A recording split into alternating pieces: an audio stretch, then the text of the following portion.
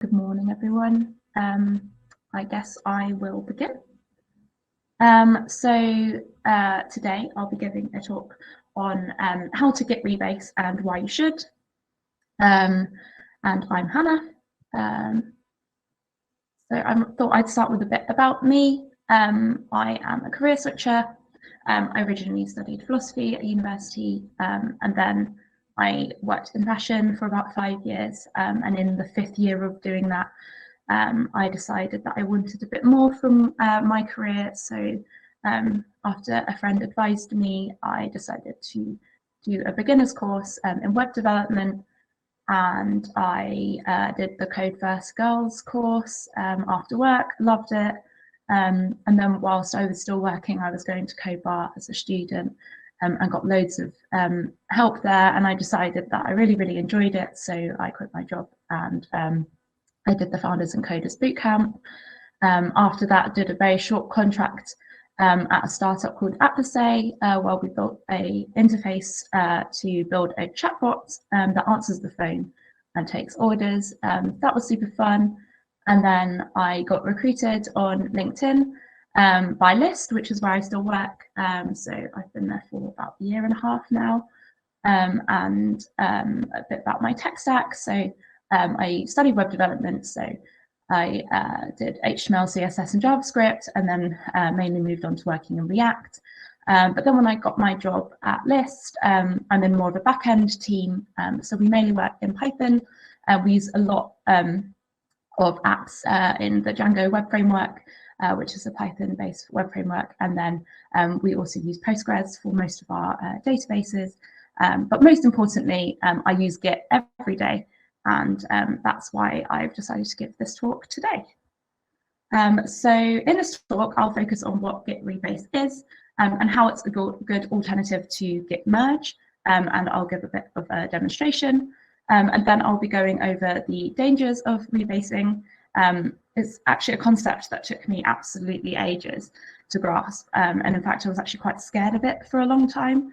To give you an anecdote, in my first job as a software engineer, I was pairing with my colleague and we decided to give it a go. It went horribly wrong. We accidentally deleted some of our work. Luckily, we got it back. But after that very traumatic experience, I had a big aversion to trying rebasing again. But then when I got my next job, rebasing was a standard practice. Still couldn't really work out how it worked. So I ended up just copying and pasting a command that my manager gave me in my first week and just hoping for the best. But it wasn't until months later I actually took the time to break down what was happening. And then I ran that magical command and could actually understand what was going on, and it finally clicked. So this is a beginner's guide on how to Git Rebase and why you should. It's the talk that I wish I had when I first started programming professionally. Initially, I wanted this talk to be interactive, but then I realized it'd be quite hard to do that in 30 minutes. And also I can't see most of you. So instead, I've included some resources at the end that will allow you to practice in your own time. So in this talk, you can just chill and just listen, take things in. It does rely on some previous experience with the Git workflow. So if you're not super comfortable with using Git, maybe some of these concepts will be a bit advanced. However, don't worry. Hopefully by the end of the talk, you can still understand why Git Rebase is useful. And then you can also take the time to practice it as you use Git more. And then hopefully there'll be some time for some questions at the end. So if you put it in the session chat, maybe I'll be able to go through those at the end if there's any time. Unfortunately, I can't concentrate on answering them as we go along, as I only have 2 screens. I wish I had 3. That would be great. But yeah, so let's get started. So what is Git Rebase? Well, it's like Git Merge, but different. So it does the same thing as merging, but in a different way. So those 2 methods, they're both used to combine changes from one branch with another. Git Merge is the easier option, and it's the one that most people become familiar with when they first start using Git. This is because merging is a non-destructive operation, so it keeps the order of all commits from both branches the same, and then it makes an extra merge commit. But rebasing is an alternative to merging. It's actually destructive because instead of using a merge commit, it rewrites history for each commit in the original branch. And this is useful because it does eliminate those unnecessary merge commits, and that will lead to a cleaner, more linear commit history that is easier to follow. But don't worry if that makes no sense to you, because all of these things are, of course, best explained with some examples. So I am going to set up an imaginary scenario. Say we are building an app in a team. That app lives in this Git repository called app, very inventive name there. And then we have our main branch. That's the public branch. That's the branch that the app is deployed from. And all the changes made to this branch are then published to our app for our users to interact with. And then I will take you through a scenario that describes an example workflow of 2 colleagues working on this app repository at the same time. So let's first start with what happens using Git Merge. So imagine I've begun working on building a new feature for the app in the branch feature here. But at the same time, my colleague has noticed a bug in our app and has quickly written a fix for it on this branch called bug fix. And this branch desperately needs to be merged so our users don't have a poor experience using the app. So my colleague merges the bug fix branch into the main branch, and our app is bug-free again. So what's happened here is the head of the branch, represented by this arrow, is now here where the bug fix commit is. And Git was actually able to perform a fast forward merge because there was a linear path here from where main was to here. There wasn't a whole bunch of things in between that it had to navigate. And so then it's just moved here. But then I am on the feature branch and I've decided I'd quite like that bug fix in my branch so that my work is also bug free. So then I perform git merge main, and then that will make this new merge commit here. And that will say something like main branch was merged into feature branch. So then imagine that I carry on writing some commits to my branch here and here. I've added some cool things. And then my colleague realizes that the bug isn't completely fixed and they make another commit, but straight to the merge branch. It's completely urgent. Our whole app is broken. And so then imagine I need that change again. So I do git merge main again, and then that's making another merge commit down here. And then finally, I make my final commit, and then I merge that into the main branch so that the main is now here at this point. So then I'll now take you through this exact same workflow, but instead this time using Git Rebase, and then we can compare the two. So we're at the stage now where I've been working on my feature branch and my colleague has merged their bug fix branch into the main branch. And I would like this bug fix into my branch. So if I do git rebase main, what it's done here is it's made copies of, these are my old commits. It's made copies of my commits after the commit where the bug fix was merged into main. So this now is following a linear path. And then I can continue to commit my code to the branch. So here, these are my new commits, adding cool new features. And then, as you can see, the Git history now looks much more clear from the perspective of the main branch. And it makes a lot of sense. The bug fix branch was merged first, and then everything done in the feature branch comes after.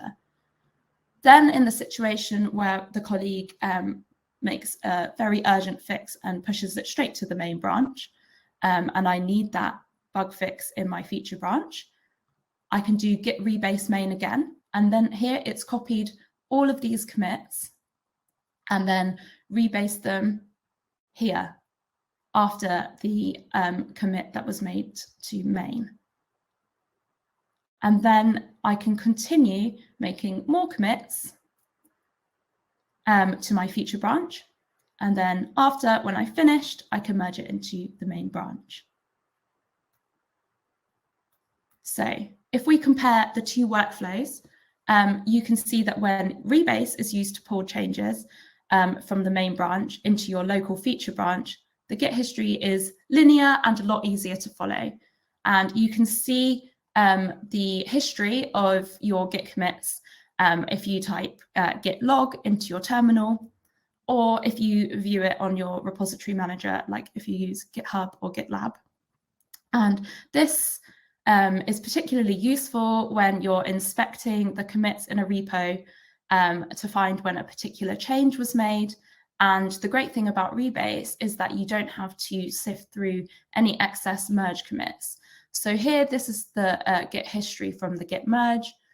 So there's all these extra merge commits here that are like interspersed in between the features, and then the features added, but actually these haven't been merged yet. So from the perspective of the merge, these didn't happen before the bug fix.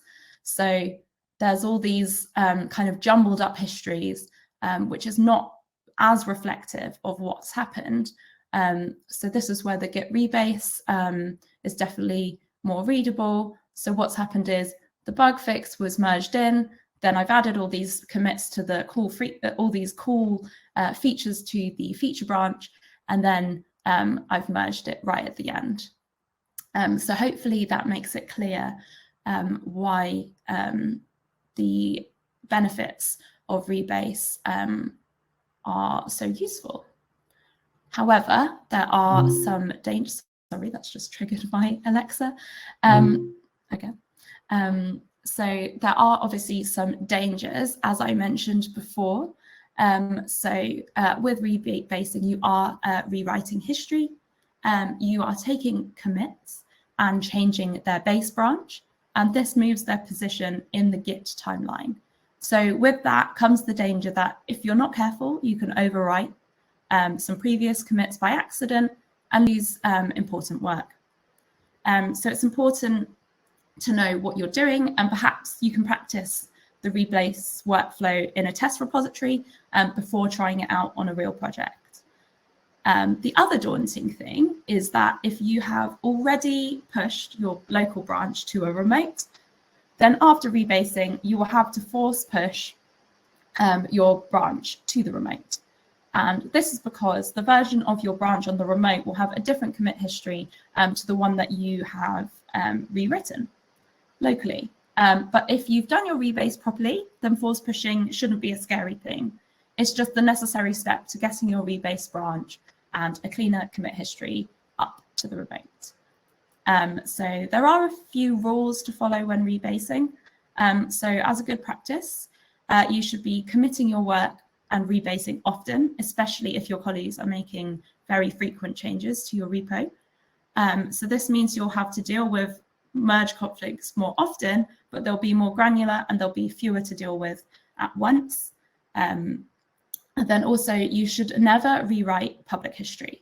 If commits have already been merged into your main branch, for instance, you shouldn't move your new commits to before those. That wouldn't make any sense, and that would confuse everyone. And you could also delete very important work. And you should also be careful if you're rebasing on shared branches, as the other developers will have based their work on those branches and the commits and the timeline in their own branch that they've pulled down. And then this can lead to very messy conflicts. So in terms of practice, as I mentioned before, it's great to practice on a test repo before using Git Rebase in production, so you get used to the workflow. However, it requires the extra setup to replicate other people pushing different code to the test repo to get used to that practice of solving merge conflicts in a rebase. So another great tool is this learngitbranching.js.org that I've only recently found out about, but you can see a GIF of it in action in this demo. So this is the tool I also use to create the diagrams for the slides in this presentation. and it provides a workspace to learn Git in a visual and interactive way. So you can type the commands into the terminal on the left, and then you can see how they play out and affect this visual representation of the branches here on the right. So you can play around in this, which is the sandbox mode, where you can just write any Git commands and see what happens. But they also have a bunch of levels that take you through different challenges to teach you the Git methods. So maybe I can give a demonstration of that.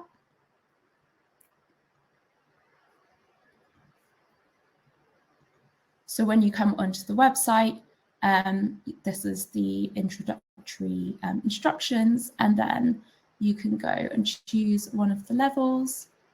So for instance, this is teaching you an introduction to Git commits, and it gives you some instructions about how to best use commits, and then also what they are. And then you can continue, and then you can just continue through all of the steps.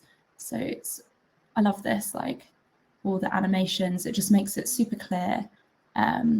So that's that in action. And then also I would recommend reading through the Atlassian Git tutorials. They're very, very clear, and they're great resources for learning the more advanced concepts of Git rebasing. I've only covered the basic concepts today. Another really useful concept is interactive rebasing. So that is where you can get a timeline of all the commits, and you can move them around. You can edit the commit files that you've added to the commit. You can edit the commit message and really make your history as clean as possible, so that it's a pleasure to read for other people. So that concludes everything I was going to go through. If you have any questions, please put them in the session chat and I will have a look. And if you would like, you can follow me on Twitter, or you can connect with me on LinkedIn. So I'll have a look at the questions now.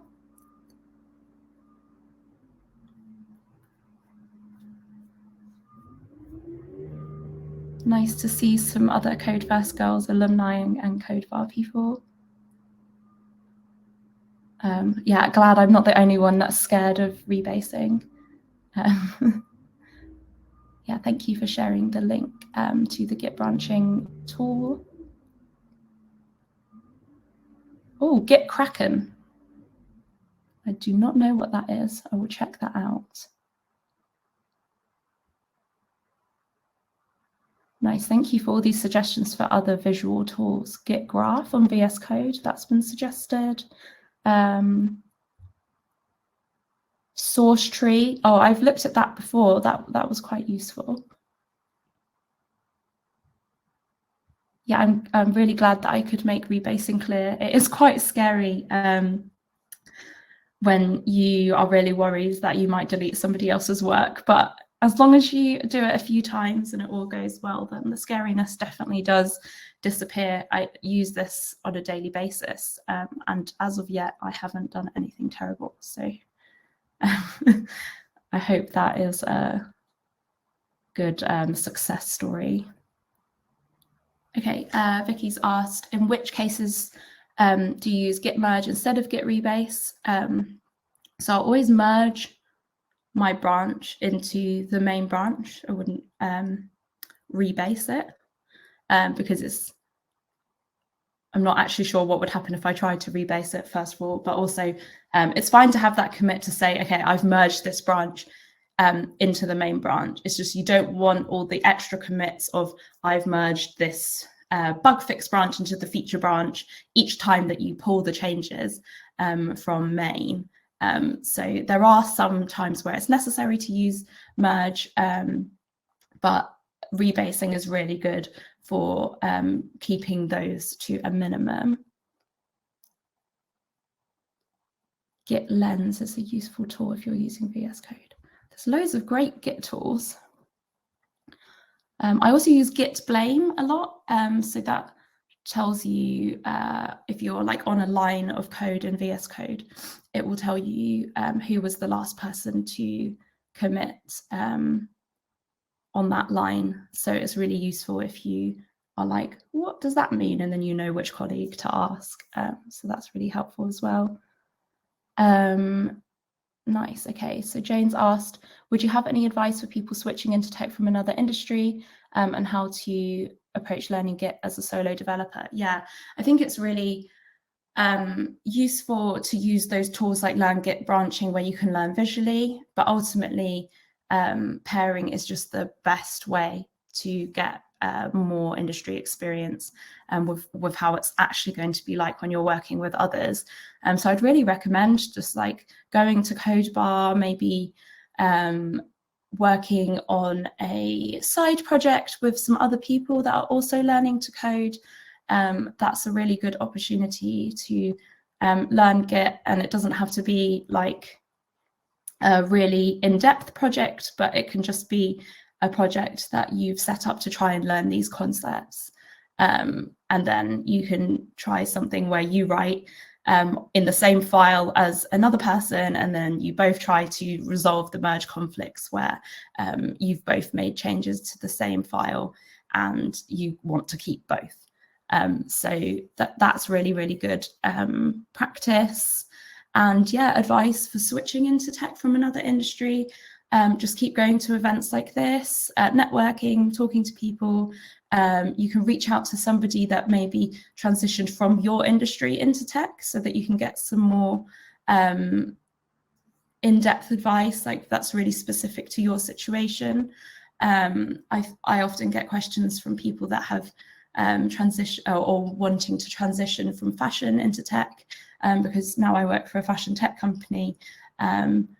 I have to say I don't have a whole lot of advice to give, as it was just it just coincidentally was the first job that I got afterwards. But definitely, yeah, seeing somebody whose journey that you'd like to follow, and what's the worst that can happen if you reach out? They might just ignore you, but that's fine.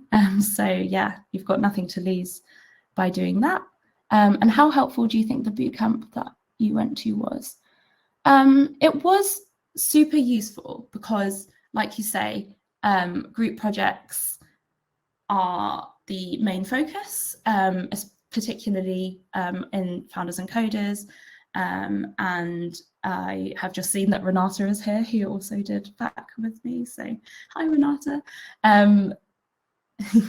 But yeah, I would say that it taught me so many more things than just coding. We also learned about agile concepts, which is what I use in my job now.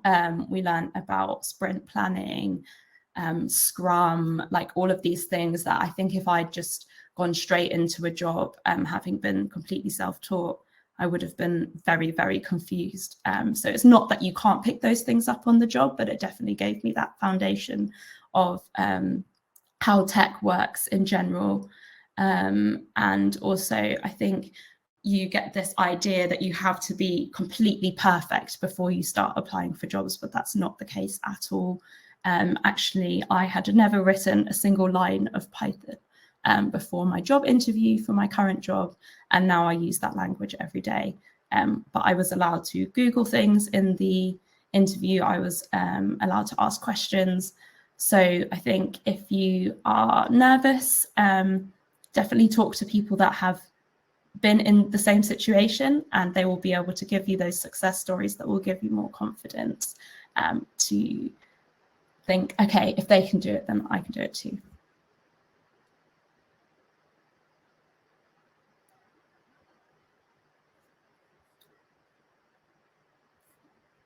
I think that's all the questions that have been so far. Thank you to everyone that's been dropping links in. That's really, really helpful. Hopefully everyone can find something that works for them. If I suggested something that you really don't vibe with, you're like, oh, I don't understand this at all, there's hopefully a whole bunch of other resources that's like another great piece of advice that I got when I was starting out, was if you're finding a resource that doesn't click with you, it's completely fine to just change to something else. For instance, if you're doing like a short course on a particular platform, for instance, like I found one of the free coding platforms, really, really hard to use, but then I switched to another one, and that was just helpful for my style of learning. But before, when I was like forcing myself to try and complete the challenges on this particular website, I just thought, oh, I'll never, ever overcome this challenge. And then as soon as I switched to another one, I was like, oh, it's not me. It was just my style of learning. So yeah, definitely have a look around and don't just stick to one thing if it's not working. Well, yeah, thank you everyone so much for coming today. And yeah, this will be on YouTube, I think, recorded after the session. So if there's anything that you missed, you can watch it back.